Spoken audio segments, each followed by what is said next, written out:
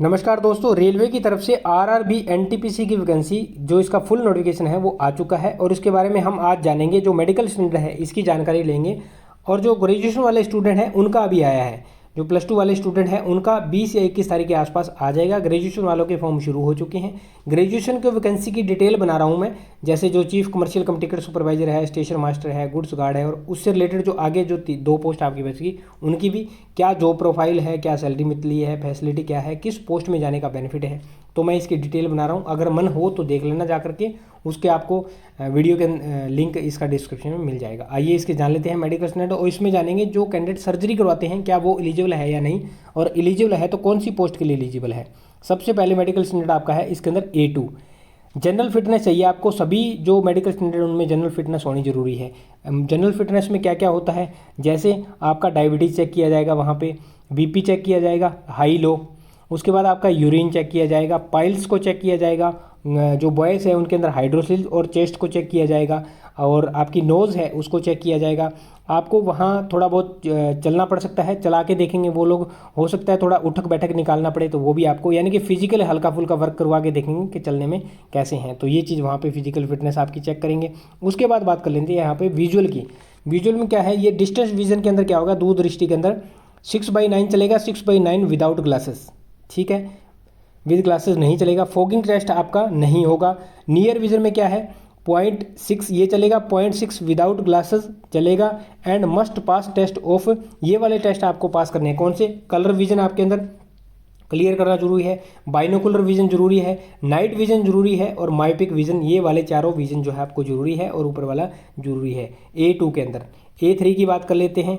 A3 के अंदर जो दूरदृष्टि है उसमें क्या है, 6/9 चलेगा, 6/9 विद और विदाउट ग्लास। अगर आंखों पे ग्लास लगा है तो भी चलेगा, नहीं लगा है तो भी चलेगा, लेकिन ग्लास 2D से ज़्यादा बड़ा नहीं होना चाहिए। उसके बाद नियर विजन में क्या है, 0.6 चलेगा, 0.6 विद और विदाउट ग्लासेस चलेगा। वहाँ पे विदाउट ग्लासेस था A2 के अंदर, यहाँ पे विद और विदाउट ग्लासेस है।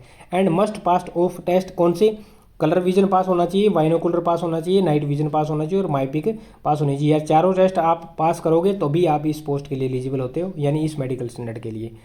A2 B2 मेडिकल स्टैंडर्ड, इसमें क्या होता है, डिस्टेंस विजन कौन सा चाहिए आपको, यहाँ पे चाहिए 6/9 का और 6/12 का विद और विदाउट ग्लासेस।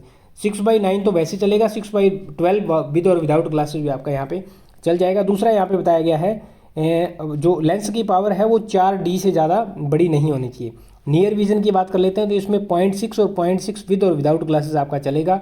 विद रीडिंग और close work is required and must pass test for field और विजन, बाइनोकुलर विजन, यानी कि क्लोज आपको अगर वर्क करना पड़े तो आप रीड कर सकते हो उसमें, और अगर रीडिंग करनी पड़े तो भी उसमें होना चाहिए। और दूसरा आपको जो बाइनोकुलर विजन है उसको भी यहाँ पे पास होना जरूरी है, तो ये इसके लिए ज़रूरी है। C2 मेडिकल स्टैंडर्ड क्या है, इसमें है आपका, देखिए ये है डिस्टेंस विजन, जो दूर का है उसमें 6/12 चलेगा, नील विद और विदाउट ग्लासेस ये भी चलेगा, कोई दिक्कत नहीं है यहाँ पे। और नियर विजन में क्या है, 0.6 कंबाइंड विद और विदाउट ग्लास वेयर रीडिंग और क्लोज वर्क इज रिक्वायर्ड, ये यहाँ पे जो C2 है इसके अंदर कोई ज़्यादा दिक्कत वाली बात नहीं है। अब यहाँ पे नीचे बात कर लेते हैं जो लेजिक सर्जरी वगैरह करवाते हैं, और यहाँ पे ना अगर ज़्यादा डिटेल के अंदर आपको देखना है तो यहाँ पे इन्होंने ना indianrailway.gov.in की वेबसाइट है, उसके ऊपर ज़्यादा डिटेल में आप यहाँ पे चेक कर सकते हो। मिनिस्ट्री ऑफ रेलवे में जाना है, फिर आपको रेलवे बोर्ड में जाना है, फिर हेल्थ डायरेक्टरेट के अंदर जाना है, तो वहाँ पे आपको पूरी कंप्लीट डिटेल दिख जाएगी। अब बात कर लेते हैं लेजिक सर्जरी वाले कौन कौन कैंडिडेट किस पोस्ट के लिए या किस मेडिकल स्टैंडर्ड के लिए एलिजिबल है। देखिए, candidate who have undergone LASIK surgery और एनी अदर सर्जरी, भले वो लेजिक सर्जरी करवाए हों या कोई और सर्जरी करवाए हों, आंख की procedure to correct refractory error are not eligible for the post having medical standard. वो कैंडिडेट जो लेजिक सर्जरी या कोई अदर सर्जरी करवाए हैं अपनी आंखों को सही करवाने के लिए, एरर को ठीक करने के लिए, वो एलिजिबल नहीं है। कौन से मेडिकल स्टैंडर्ड के लिए, A2 के लिए और A3 के लिए। इस CN इस पोस्ट के अंदर, इस सेंट्रलाइज एम्प्लॉयमेंट न्यूज़ के अंदर, वो नोटिस के अंदर वो कैंडिडेट एलिजिबल नहीं है।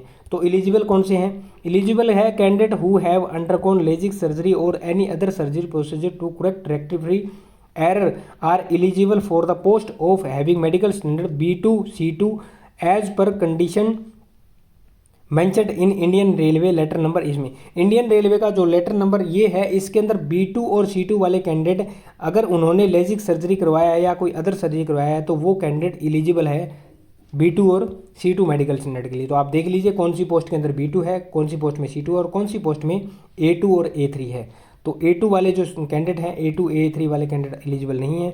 B2 और C2 वाले जो कैंडिडेट है वो एलिजिबल है। सिर्फ ईस्ट पोस्ट के लिए बताया गया है। तो दोस्तों ये थी मेडिकल स्टैंडर्ड के बारे में जानकारी। यहाँ पे देख लेना आप किस पोस्ट के लिए एलिजिबल है, नहीं तो वहाँ पे फिर बाद में दिक्कत हो जाएगी। उम्मीद करता हूँ जानकारी समझ पाए होंगे।